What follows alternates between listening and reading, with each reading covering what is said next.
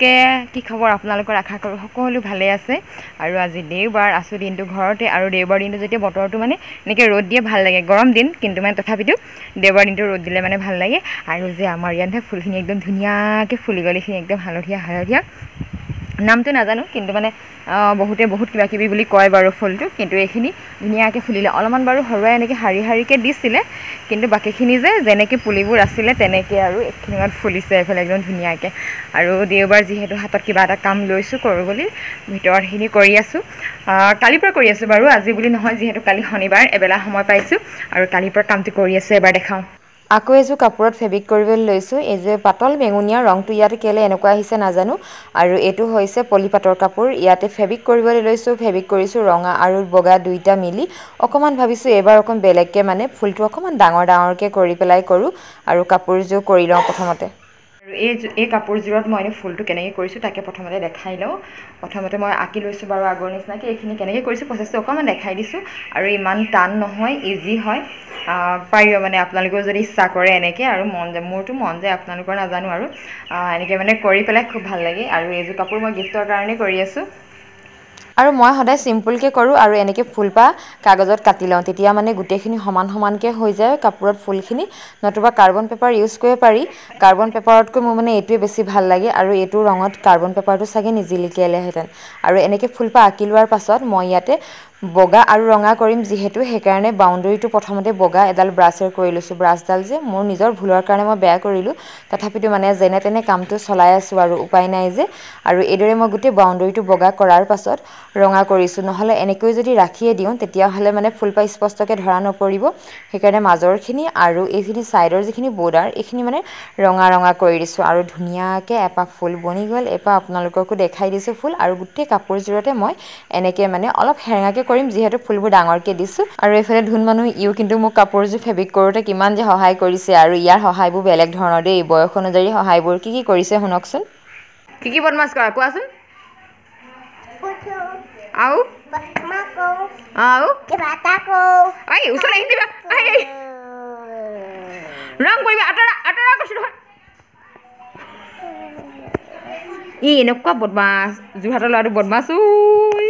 আৰু এই ফেব্ৰিকবোৰ দেখিবলৈ ইজি লাগে কিন্তু মানে কৰিবলৈ অকণমান সময় লাগে মানুহক ধৈৰ্যও লাগে আৰু সেইকাৰণে ভাবিছোঁ অকণমান সোনকালে হওক মই এনেকৈ কৰিছোঁ আৰু এফালে এজনীয়ে কৰি আছে দুইফালৰ পৰা দুজনীয়ে কৰি গৈছোঁ কাপোৰযোৰ যদি সোনকালে শেষ হয় আমাৰেই ভাল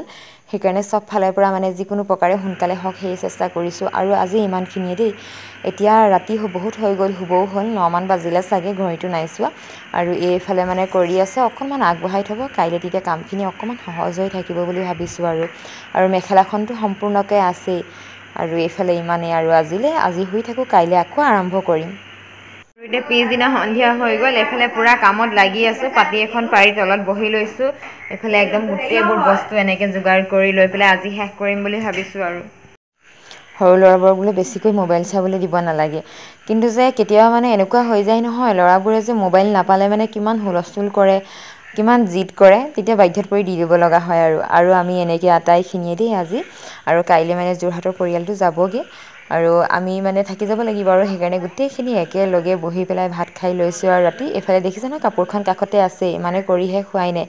আৰু এপাহমান আছে সেইপাহ সম্পূৰ্ণ কৰিলে মানে হৈ যাব আৰু আজি বৰ বিশেষ নাই তথাপিতো আৰু এইফালে বেঙেনাৰ সৈতে মাছৰ পেটু এইফালে জাতিলাও ভাজি অলপ আছিলে আৰু মাছৰ জোল মোক যে জোলহে বেছিকৈ দিলে মাছত কৈছোন তথাপিতো আৰু খাই দিওঁ এনেকৈ এসাঁজ আৰু ফাইনেলি কাপোৰযোৰ কৰি হৈ গ'ল 10মান বজাত ৰাতি আৰু এইযোৰ কাইলৈ এতিয়া পিন্ধাৰ পিছত নাজানো আৰু একদম ৰাতিপুৱাই যাব যে ফটো মাৰি ৰাখিব পাৰিম নে নোৱাৰিম এইযোৰ মই গিফ্টৰ কাৰণে আগতে কৈছিলোঁ আৰু এইযোৰ যোৰহাটৰ ভণ্টিজনীৰ কাৰণে কৰিছিলোঁ আৰু হৈ গ'ল ফাইনেলি এই বছৰটোত দুজনীৰ কাৰণে দুযোৰ কাপোৰ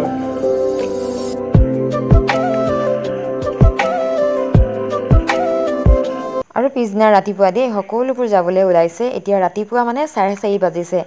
গৰম দিন কাৰণেহে সোনকালে পোহৰ হৈছে যদি ঠাণ্ডা দিন হ'লহেঁতেন এতিয়া চাগে আন্ধাৰে হৈ থাকিলেহেঁতেন আৰু কালি কৰা কাপোৰযোৰ যে এইযোৰকে পিন্ধি লৈছে তাই আৰু ধুন মানুহ যে গাড়ীখন দেখি দৌৰি গৈ উঠিছে সিও যে কিমান এক্সাইটেড হৈ আছে ককাক আইতাকক লগ পাব বুলি আলহীবোৰ অহা সময়কণ ভাল লাগে, খুব এক্সাইটেড হৈ থাকোঁ, কিন্তু যোৱা সময়কণ যে বৰ বেয়া লাগে। আৰু মা ওচৰ চাপি গৈছে, নাতি যাবগৈ বুলি চকুৰ পানী টুকিছেগৈ। উপায় নাই আৰু পঠিয়াবতো লাগিবই, যি নাতিহে পুনাতি নহয় নহয় সদায় থাকিবলৈ। সেয়া আৰু আজি গ'লগৈ সকলোবোৰ। আৰু এইফালে আকৌ মোবাইলটো এৰি গ'ল নহয়, দেউতাই আকৌ ব্লকলৈকে আগবঢ়াই থ'বলৈ গ'ল, মানে মোবাইলটো আগবঢ়াই দিলেগৈ। আৰু ইয়াৰ দেখিছেনে আৰু ইয়াৰ বয়সৰ ধেমালিবোৰ, সেই ট্ৰলিটো ঠেলি লৈ গৈছেগৈ। আৰু অৱশেষত গাড়ীখন আহিল আৰু বহুত সময় অপেক্ষা অন্তত 5 কিন্তু বজাই নাই দেই, 5 বজাৰ আগতেই গাড়ী আহিছে। আমাৰ এইফালৰ পৰা সোনকালে যাব লগা হয় কেনিবা গ'লে, মানে দূৰ যাত্ৰা কৰিলে মানে। আৰু এয়া গাড়ীখন আহি পালেহি, আৰু এইখন যোৰহাটলৈকে যাব, কিন্তু ইহঁতে মানে তিনিচুকীয়ালৈকে গৈ তিনিচুকীয়াৰ পৰা আকৌ ট্ৰেইনত গুচি যাবগৈ এইডোখৰ। 7 মে'ত বুলবুল আহিছিলে আৰু তাৰপিছতে ধুন মানুহ আহিছিলে, আৰু দুইটাই মানে কণ্টিনিউ ইমানকেইদিনা ঘৰটো গৰম কৰি ৰাখিছিলে। আজিৰ পৰা যে সৰু ল'ৰা এটা নথকাকৈ ঘৰটোত আমি থাকিব লাগিব নাজানো, আৰু ঘৰটো চাগে বৰ উৰুঙা উৰুঙা লাগিব। তথাপিতো আকৌ আহিলে আকৌ ফূৰ্তি হ'ব। ইফালে আলহী দুলহী গৈ শেষ হ'ল, আৰু এতিয়া আমি দুজনী ন সৰুৱাই একদম মানে ব্লকত থৈ মেলি আহিছে, আহি পেলাই এতিয়া ভাগৰ লাগিছে, জিৰণি লৈ লৈছে। আৰু সৰুৱাই এইটো যাবলৈ হৈছে, আৰু মানে তাই যাবলৈ হৈছে, কিন্তু মোবাইল টিপি পেলাই চাই আছে, মানে ৰিলচ চিলচবোৰ চাই আছে। আৰু আজি মানে ডাঙৰীও আহিব ন, আমাৰ একদম 7 মে'ৰ পৰা আৰু আজি মানে সিহঁতি গৈছেগৈ। সিহঁতি এজনীৰ পিছত এজনীকৈ আহি আছিলে, ভালো লাগিছিলে। তো আজিৰ পৰা আৰু ঘৰ ঠাণ্ডা, সৰুলৈ নাথাকিব, ডাঙৰ আহিব, আৰু আমি নিজৰ ঘৰৰ মানুহখিনিয়ে থাকিম আৰু আজিৰ পৰা। তাৰপিছতে আৰু চবেই নিজৰ নিজৰ কাম। এতিয়া মই একদম ৰেডি হৈ আছোঁ, আৰু 5 মিনিট আছে, 5 মিনিটৰ পিছত ষ্টুডেণ্ট আহিব, টিউশ্যন কৰাব লাগিব, মানে ক্লাছ কৰাম। তাৰপিছতে আৰু এইও মানে যাব, আৰু এইও যাবলৈ সময় হৈ গৈছে। এইও আমাৰ আৰু এইটোৱে কাম, আৰু গোটেইকেইজনীয়ে টিউশ্যনকৈ থাকোঁ। আৰু নতুন এটা ব্লগত লগ পাম আকৌ। আজিলৈ এইটো ব্লগৰ পৰা বিদায় লৈছোঁ। আৰু আজি ডাঙৰ আহিব, যিহেতু ডাঙৰ অহাও চাগে ভিডিঅ' বনাবলৈ চেষ্টা কৰিম, আৰু যদি মানে সময় পাওঁ।